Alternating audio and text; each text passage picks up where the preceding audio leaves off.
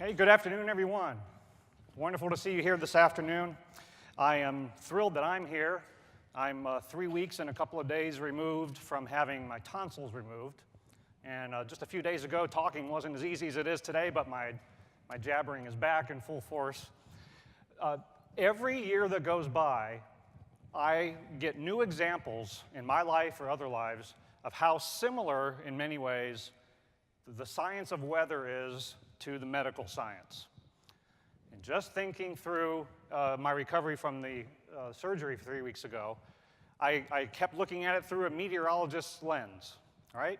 Now, you emergency managers are going to appreciate this part of it, right? Because how many times with a hurricane approaching, we're telling you how many hours we think approximately you have left before winds of tropical storm force arrive and you need to have pulled the trigger on the evacuations, right? Timing is important, right?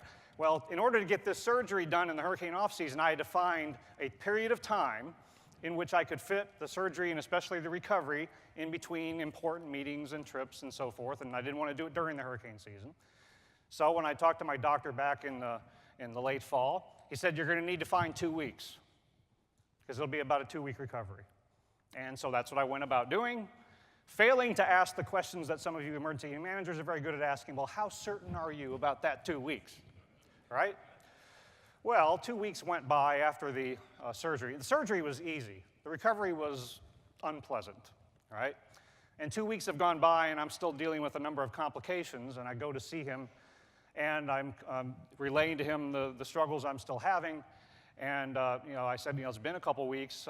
What do you think's causing the problem? And the first words out of his mouth sounded just like a meteorologist. Well, that 2 weeks is just an average, right? And, you've had some complications, and we had to do this during the procedure, and then I had to go in and do that, and that created a couple of problems, and that's why your tongue is numb, and why the right side of your face doesn't feel right, and why the food won't go down, and why you feel awful. But in a few, 3 weeks, after 3 weeks is gone, you'll be fine. And it took 3 weeks and a day. But we deal with this kind of uncertainty all the time. And, there was another aspect of this whole surgery thing. Beforehand, even the doctors that I was talking to were telling me, I know this isn't going to be a lot of fun, but you're going to get to eat a lot of ice cream. Baloney! I couldn't have dairy during the recovery because it caused too much, problems in the throat. And I've been too cold sensitive. I haven't had nearly the ice cream I was looking forward to, but now that I'm really feeling better, I'm telling you, after dinner tonight, it's Ben & Jerry's, Baskin Robbins, Haagen-Dazs, and Bluebell, Texas Bluebell, right? Yep. All in one dessert. I'm making up for lost time. So many things about the medical field and our medical experiences have uncertainty associated with it. And I really did feel a lot like the meteorology decision-maker relationship during this medical experience. And first day of this conference yesterday, I was talking to a number of our media partners, doing interviews, and the key topic, and in some of the panel sessions that we've been having, one of the key topics that we've been talking about is how to deal with uncertainty, how to communicate uncertainty.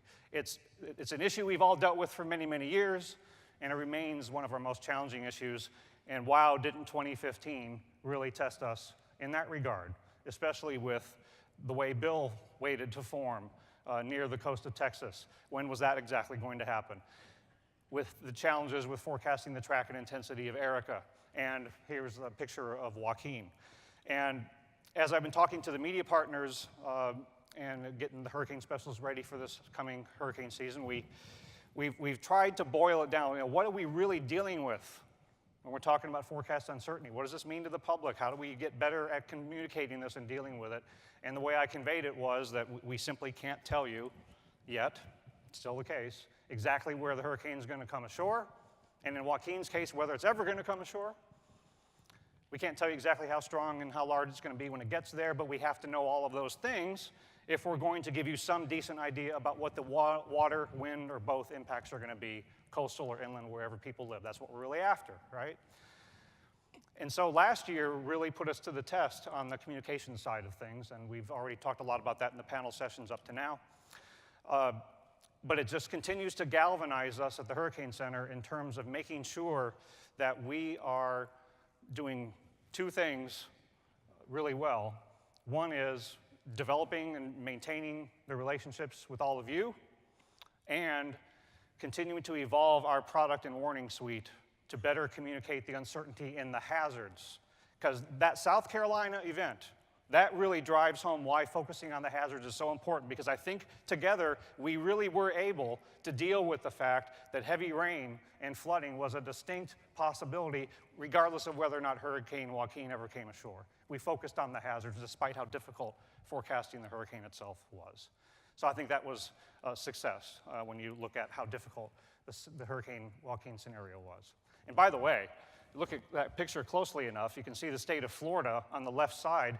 The cirrus clouds from Joaquin were going right over our house. And if you think last year was slow and that we didn't have a close call, if you can get a Cat 4 sitting over the Bahamas, if you in Florida think you're not vulnerable, let's remind ourselves every day that goes by that we haven't had a hurricane impact in Florida, we're just that much closer to the next one. It's going to happen again. And we don't like to think about that, but even recent history tells us that even despite the fact we haven't had major Category 3 or stronger hurricanes coming ashore in the U.S. during the last decade and a half, we've had major impacts. Wilma is the last major hurricane, Cat 3 or stronger, to come ashore in the U.S., the last Florida hurricane. But look what's happened since then. We've talked about these events before. Dr. Frank talked about Ike. Then there's Irene. And then my first year as the director, Debbie, Isaac, Sandy. And remember what the big impact from nearly all of these was. It was water. And that continues to be our focus. What was the big impact in South Carolina? It was water. And we still are having trouble convincing the public that water is the big problem.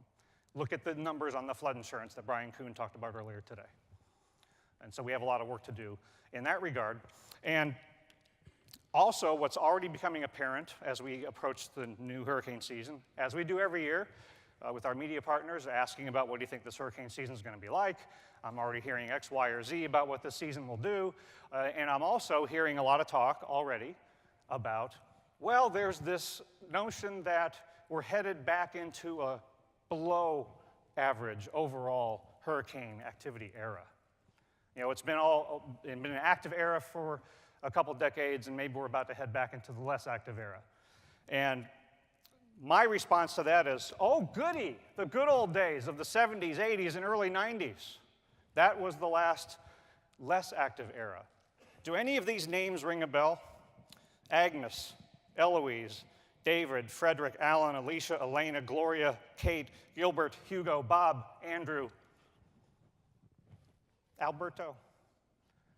That was our less active era in the 70s, 80s, and early 90s. And so I don't want anybody to hang their hat on the era changing or what El Nino might be doing if it goes away this summer, even if we go to a La Nina in the fall. I mean, all that talk, it's important to be aware of those things and to track them. It's scientific pursuit. But for preparedness and for getting the public ready, it's a distraction. And we want to, as we go through the session today, really start to focus on what we want the public to do and take tangible steps together to get the public more ready, because it could be this year that somebody experiences the worst wind, water, or boat they ever have. And they didn't think it was going to happen because of all these indicators that they have heard that tell them otherwise.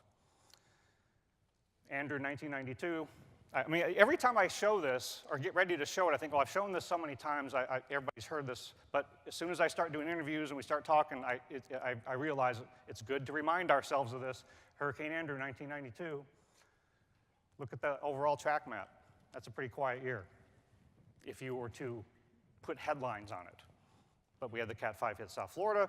And then the opposite of that, let's say this coming hurricane season we do have a busier year than we did last year. Does that tell us anything about landfalls in the U.S.? No. 2010, ultra busy overall, and not one hurricane hit the United States. It just doesn't add up.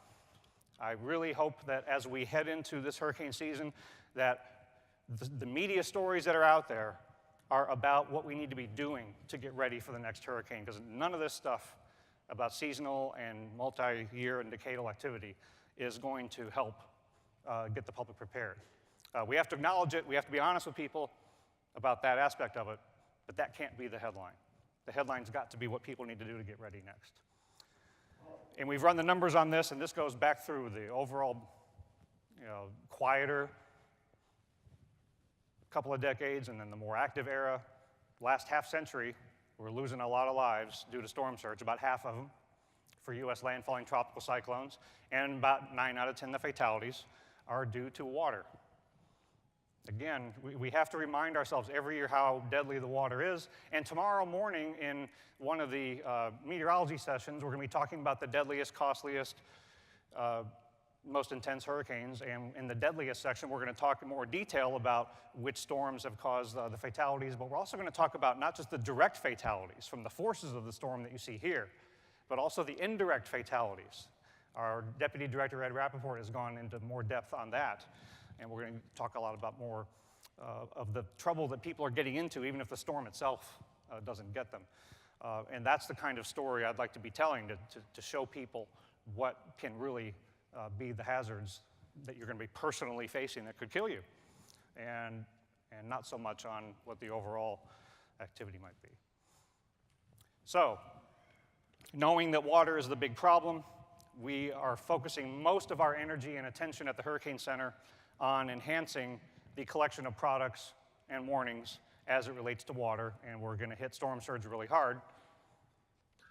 And going operational this year is our potential storm surge flooding map. This is the experimental example from Hurricane Arthur in 2014. But after a couple years of it being experimental, we're ready for this product to go operational. And I encourage you to stick around for Thursday afternoon, the meteorology session. Jamie Rome, Robbie Berg from the Hurricane Center are going to be talking about all of the storm surge products that are coming in 2016 and headed into 17. I encourage you to go to that session to have a good discussion on the details of all of this. Here's another mock-up of an example for South Carolina in a higher-end event, the kind of depiction that we'll be able to see with this new potential storm surge flooding map, a new operational graphic from the Hurricane Center this year, but it's still only one of 2 storm surge graphics you'll see this year, where again, if we have such a threat, we're going to have our prototype storm surge watch warning graphic, which is a look into what it would be like to have a storm surge warning in reality, which we're still targeting for 2017. So again, 2 storm surge graphics this year, the operational storm surge flooding map and the experimental prototype storm surge watch warning graphic. So a lot of details about that in the Thursday afternoon meteorology session tomorrow. We're also working on a number of other new products. The late Thursday afternoon session, we're going to be talking about what's next from the Hurricane Center in more detail. One thing I wanted to highlight that we're working on is this new wind timing uncertainty graphic that we are prototyping. We are working with social scientists and evaluating different kinds of prototypes. This is funded through the Hurricane Forecast Improvement Program. And the idea here is to deal better with that kind of situation that I dealt with my doctor. When I said I need to know how much time recovery is going to take, he told me 2 weeks. I planned 2 weeks, and it took almost 3. We've historically been giving you in the emergency management world pretty deterministic information via tools like HURVAC on the wind arrival timing. We've had this wind speed probability product, a text product that gives you some idea of the uncertainty on the timing. But this graphic and the underlying data that we think can go into HURVAC and can go into the graphic systems for television broadcasters, that maybe as soon as 2017 we could have something experimental along the lines of what you see here, based on our existing wind speed probability product, but to give you a better handle on the uncertainty and when those winds are going to arrive. And so we're going to be continuing to interact with media and emergency management partners and social scientists as we develop this. So we're working on a lot of new things. And last year, the other storm that's quite memorable is Tropical Storm Bill. Now, from this particular venue, this stage, this general session, the last 2 or 3 years, I've been talking about how we want to work toward having the ability to issue forecasts and watches and warnings prior to the actual formation of a tropical depression or tropical storm, fearing that in the not-so-distant future, as I said last year, 2 years ago or 3 years ago, we're going to have an event where a system is trying to form near the coastline, and we don't have all the systems and products set up to pull the trigger on the advisory until it actually becomes a depression or storm. And then when it does right near the coast, right at the last minute, you get the first advisory from the Hurricane Center and warnings go up. But we'd much rather have those warnings and forecasts earlier. It's possible that as soon as 2017, we're actually going to have that capability. And this is another topic we'll hit in our meteorology workshops tomorrow. And Dan Brown, our WCM at the Hurricane Center, will talk about this. But the basic idea is when we have a high chance of formation and we're within the watch warning time frame before land impact, that we're going to be able to pull the trigger on forecast watches and warnings. And it will look and smell and feel just like our advisories would for a depression. And we'll just call it a potential tropical cyclone. And there's some technical work to be done on this during the next year and change. And maybe as soon as 2017, we can start doing this. Because I know our friends in Southeast Texas struggled with this kind of scenario. We know it's a problem. We just have to do the development work to get us there. And I think it's really going to work well for all of us. So I wanted you to know that we realize how challenging these kinds of scenarios are. It's the front-end version of the Sandy warning dilemma. We're going to take care of the front end now. And hopefully within the next couple of years, that'll be taken care of. The other thing we're really active on is trying to not only enhance our products and our warnings, but how we communicate. We're doing a lot with our Twitter feeds operationally. These are some examples leading into the formation of Tropical Storm Bill. Via Twitter, especially to help our media partners, we're trying to let people know when we're about to start the first advisory on a new tropical cyclone, when we're going to do something different about the aircraft reconnaissance, when we're about to send out an update product, and this gets mimicked on our website. And that's an outgoing feed from our NHC Atlantic account. And so if you're a media partner and you haven't taken advantage of this resource, please do. And then we also have accounts on Twitter that we use for interactive outreach. Our corporate account, NWS NHC, is a way for us to have two-way communication with all of you, with the public, as much as we can. My account, NHC Director, I do that same sort of thing, as do our folks in the Storm Surge Unit via the NHC Surge account. And they can interact with you, especially emergency managers, on storm surge basins and observations and all kinds of issues related to storm surge. So please connect with us through Twitter. And we also have a Facebook presence, and we're going to start to try to use our YouTube channel a little bit more than we have in the past. Okay. Here's an example of something we did during Hurricane Joaquin that I know a number of you saw. This is a graphical example of what we sent out via social media to convey what we were putting in our discussion product about key messages that we wanted to focus on. We did this after what happened with Erica. We had already decided we wanted to move in this direction, and we did it during Joaquin. And I think most of you who I've talked to thought this was a good step for us to take. And then I also want to let you know about our blog. If you're not familiar with this, it's called Inside the Eye. I want to acknowledge Robbie Berg, one of our hurricane specialists who got us going on this effort. And we blogged about Bill after that event. We blogged about Erica after that event. We've recently blogged on topics having to do with hurricane history, about storm surge datums, and on and on. This is a really good way for you to hear directly from various members of our staff on topics that I think you'll find very, very interesting. And all these past posts are sitting there for you to go back and reference. If you're a media person, a great resource for you to putting stories together, even if we wrote the blog post a year ago. And so I want you to take advantage of that. Now, because of all these changes in our products and our warnings and our communication strategies and how we do business together, the training course that is our flagship with FEMA, Army Corps, and NOAA at the Hurricane Center, part of the National Hurricane Program's training efforts. And an effort for which folks were awarded earlier today, very deservedly so.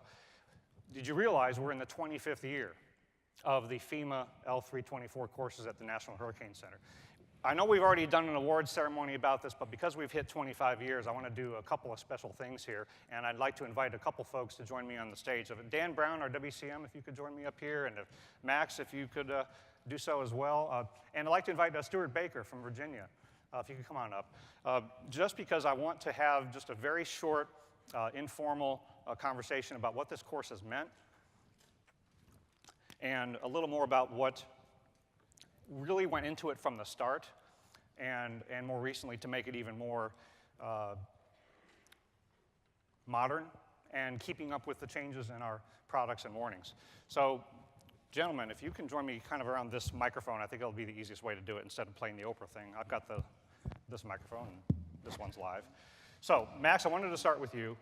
because you were instrumental, along with other folks, in getting the course going in the first place, as Dan was alluding to earlier. And I know we have one of our friends in the audience that we want to give special recognition to again, and a little bit of detail on how the course got started. People like Neil Frank and Bob Sheets, really made it clear to all of us at the Hurricane Center that it's not all about the forecast. You really need to communicate that forecast and then the uncertainty to the key decision makers and especially the emergency managers. So this was one of the most fun things that I ever did in my life. I mean, I really loved that course, and two things in particular. You could not go to that course and leave the Hurricane Center without understanding, number one, the uncertainty in the forecast and understanding storm surge. And actually the first course we had was actually started by the Florida Emergency Preparedness Association, and my recollection is, I think I'm right on this, I still remember some of the people in that initial course, Craig Fugate, John Wilson, and I believe I saw Richard Smith, and I'm sure there may be a few others here. Then Bill Massey really came in and picked that up and got FEMA to continue that partnership. Great. Bill, raise your hand. Where are you? Do we see him? Massey. Bill Massey? Well, we wanted to individually recognize his efforts in getting this started at this 25th anniversary juncture. Now, Dan, you've obviously been a part of the course for several years in probably the latter half of this 25-year period, as I have been. And we've got Stuart Baker with us here. So I wanted to have you guys just share how it has evolved, because Stuart took the course twice. He double dipped, okay? All right? And so you've probably seen the changes that Dan has been instrumental in making. So you guys share with us how that has played out and how the two courses were different for you. Well, my first opportunity to take the course was in 1997, which was in the earlier years of the course itself. And as Max mentioned, to come in and have that technical understanding of storm surge and the uncertainty, and to be able to take that back as a local coordinator made all the difference in the world. Coming back again in 2003 and having another opportunity as a state representative and take the course again and seeing the transition that had occurred then, and getting to know you at that time as well, being on board, it gives you insight into the very detailed developmental stage of all the products, and not just the products, but the forecast herself. And seeing that evolve over the years has been quite instrumental in being able to stay on top of that. And with what Dr. Knabb has indicated here today is additional future products that are coming, it makes it far easier to interpret those and understand those as they roll those out, and to be able to take that information and share it with folks that you interact with on a daily basis to help pass that training along and that operational information as well. So it's been a great opportunity to work with the team and to be involved with them, and last year we had the opportunity as well, not just the 324 course, but to put on the L320 course to host that, which is a modified version of the L320 course, just not at the Hurricane Center. And, so if you count that, it's actually, I guess, 3 opportunities to be involved in that, but having that attended by about 30 of our emergency managers from both Virginia and North Carolina was a golden opportunity, and to see the program further evolve. So that's a good way to tee you up, Dan, because we've not just done the L324. There's so many other flavors of this kind of training you can share with how we've evolved on that. Yeah, that's correct. We've now taken the course on the road. I think Louisiana, New York, New Jersey, Virginia. So several different offerings. Try to get out to one state per year. Puerto Rico had it one year. We have tried to meet more and more of the training needs that are there. We've also now have a one-day course we teach here at the National Hurricane Conference, the L311 course. It's also a real short version of what we do.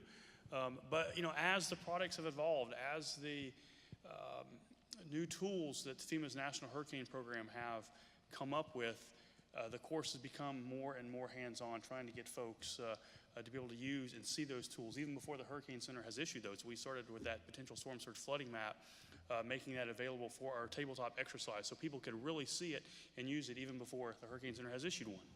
All right, and you can see how modern the course has become with folks like William Booth and Jamie Rome and others in the Storm Surge unit, making it really interactive as these new products come along. And Stuart, if I'm not mistaken, because things are changing so rapidly, now it's a little more necessary in some cases to have people return for a second edition of the course like you did, because things are changing so much, absolutely, right? Absolutely.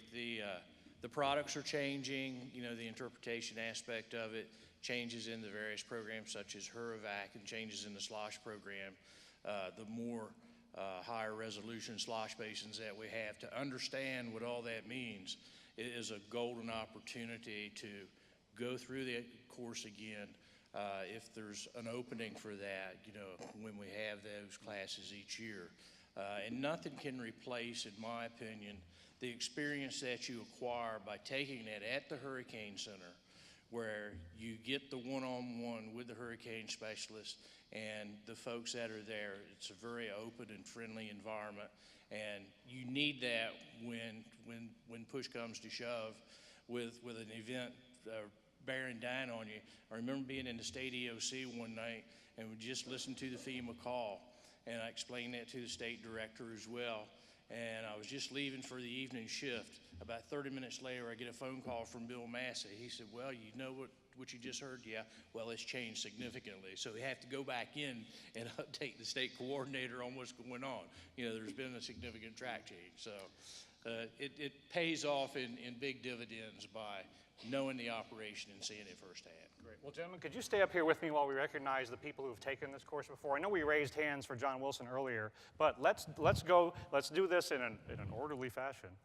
And let's go back in time a little bit. We have some fantastic pictures of what the course has been like. If you took the course this year in 2016, could you stand up?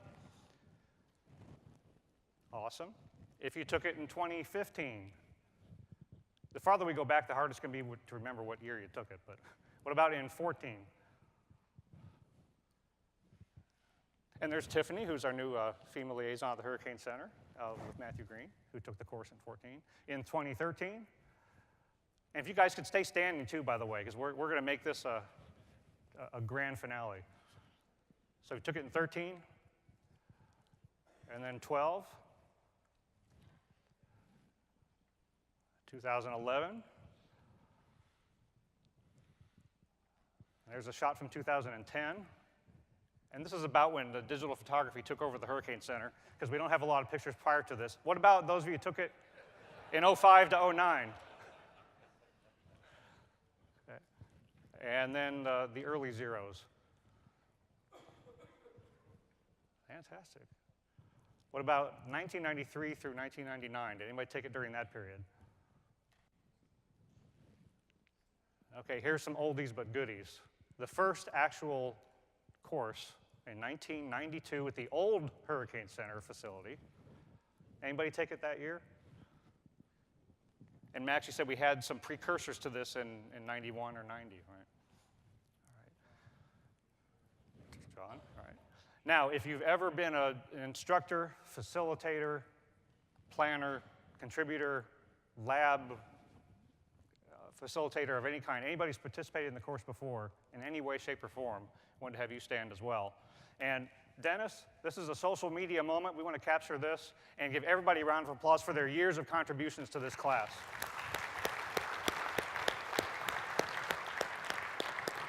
Thanks, Stuart. Thanks, Max. Thank you, everybody, for participating in that. I think it was really worthwhile at a 25th anniversary. And if you think of how many people who have been through these classes that aren't here today, and how revolutionary we've made the course. And that is not just because the people who are running the course have done the work. We've gotten so much good feedback from the students over the years. And let's not underestimate how important it has been to have these training courses and to get to know one another and build those relationships before the hurricane event occurs. These events would not go nearly as smoothly without having done all of this. And it's really a testament to one of the main things that the National Hurricane Program does.